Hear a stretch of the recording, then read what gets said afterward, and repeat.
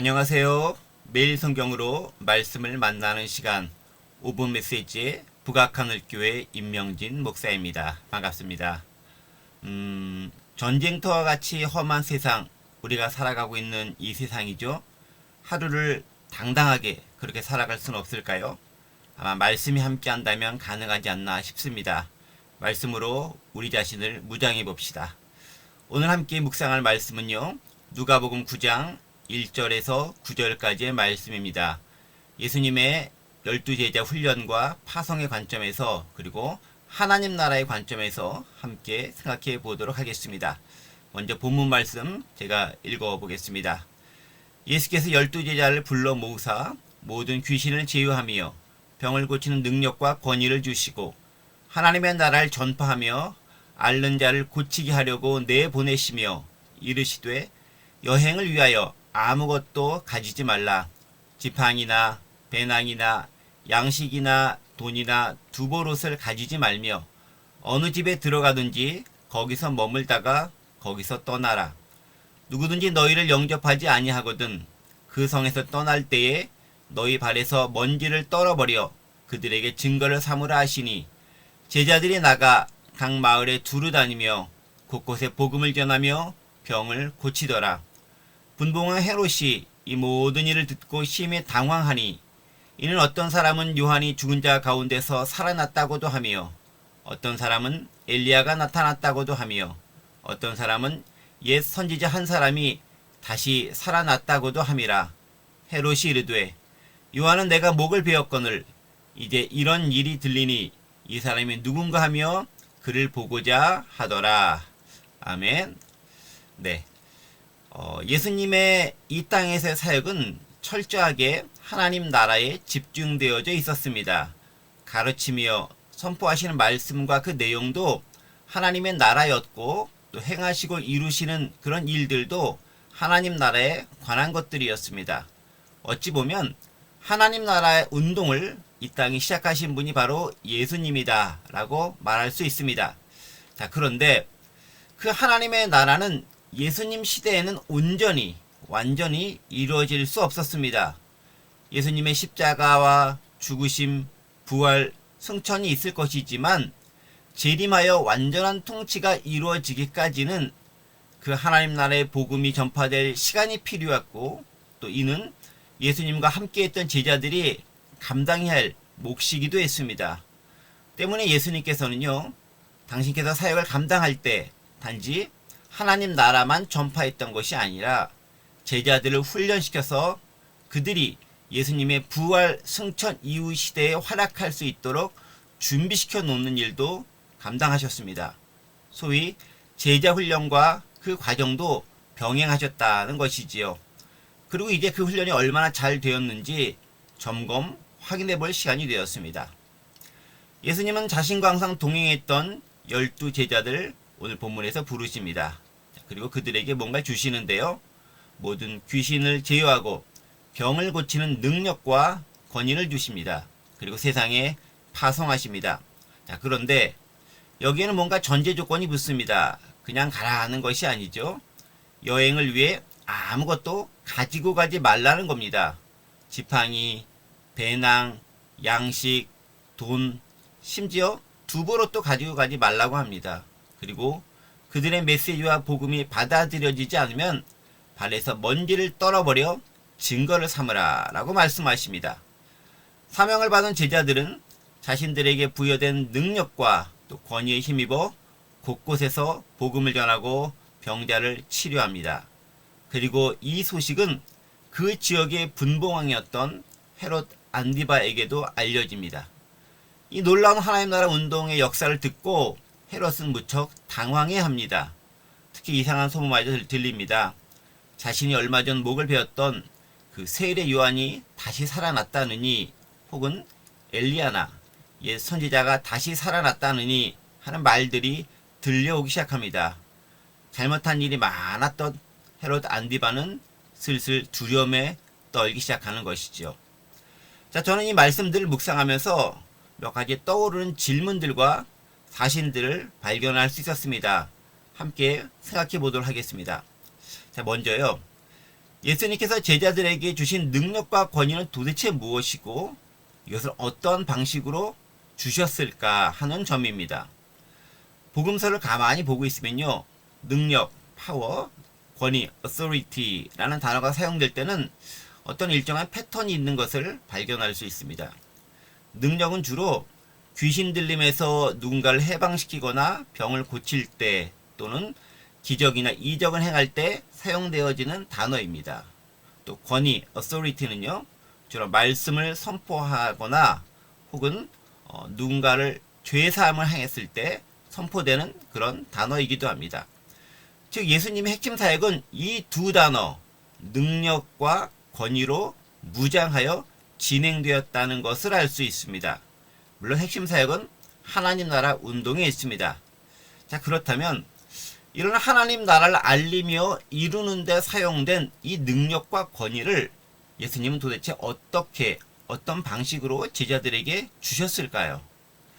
제가 당시에 직접 예수님 곁에서 지켜보고 또 그 모습을 목격한 증인이 아니기 때문에 확언해서 말씀을 드릴 수는 없습니다. 다만 기록된 말씀을 기록하여 볼 때 어떤 특별한 의식을 행했다라기보다는 제자들과 더불어 예수님께서 다니시면서 직접 보여주시고 체험시키는 방식을 통해 그들이 자연스럽게 터득하거나 습득하도록 만들지 않았나 생각을 해봅니다.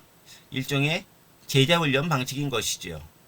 즉 제자들은 스승인 예수님과 함께 다니면서 언제, 어떻게, 왜, 그리고 어떤 마음과 자세로 이 능력과 권위가 발현되었는가를 보았을 것이고 아마 주로 믿음의 원리가 그 원리이겠죠.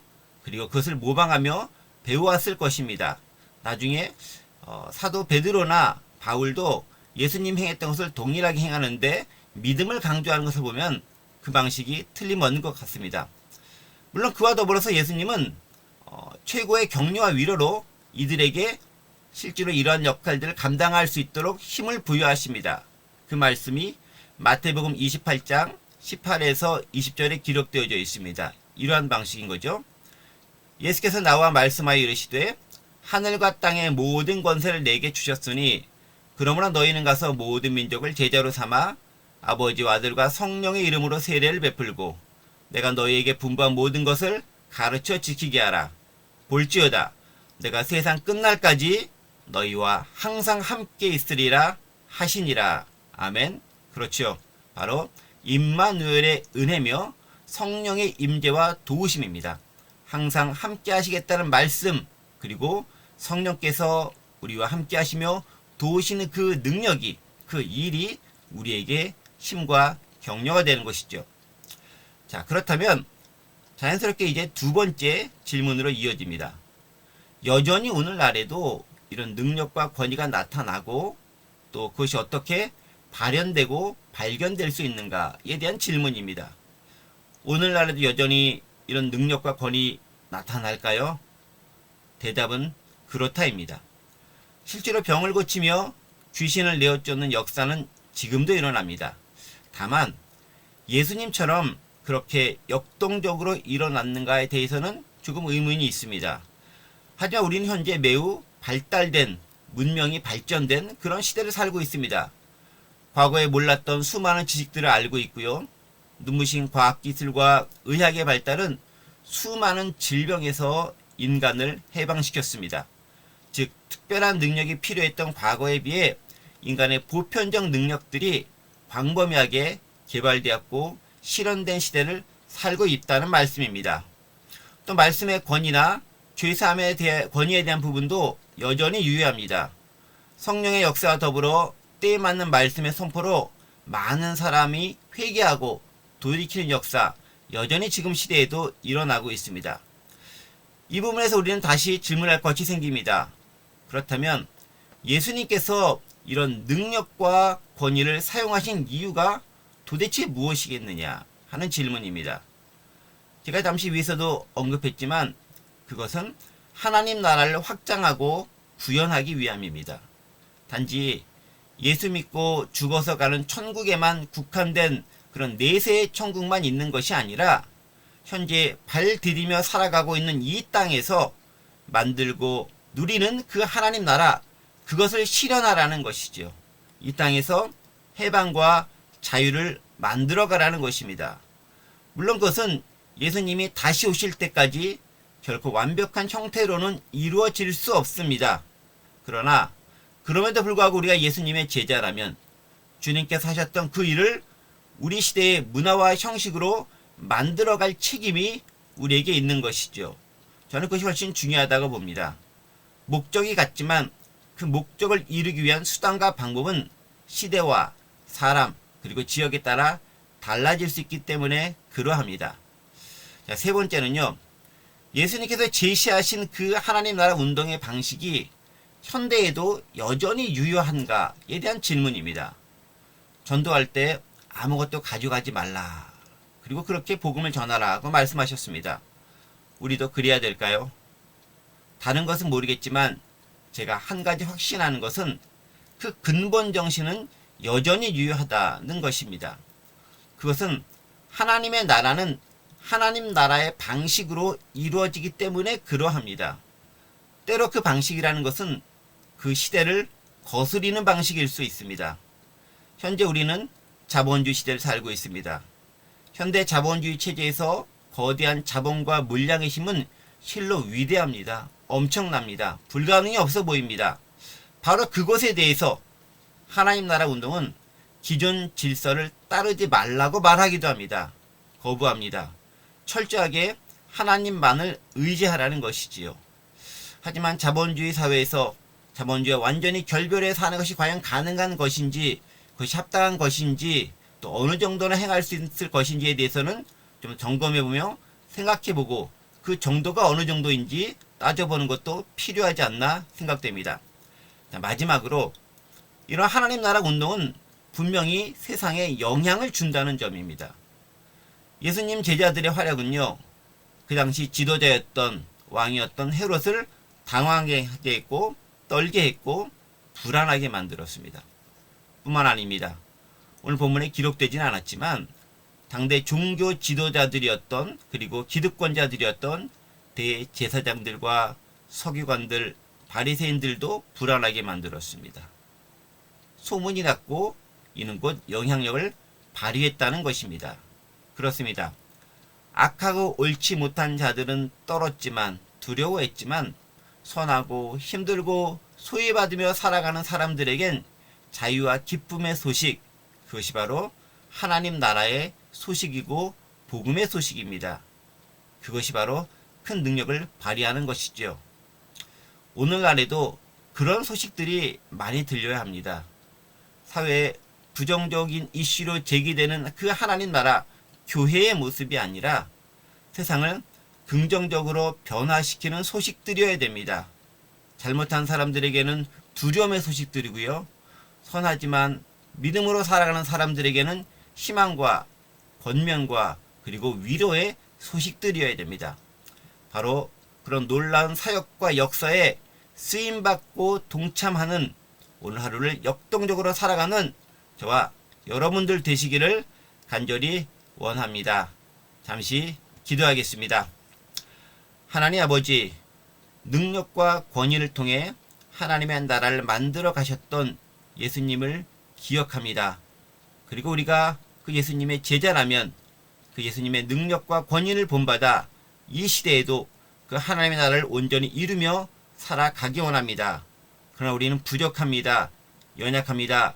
주님 함께하여 주시고 성령의 능력으로 덧입혀 주옵소서.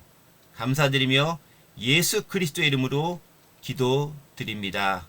아멘. 자, 오늘 하루도 예수님과 성령님의 힘으로 화이팅하며 살아갑시다. 화이팅! 샬롬!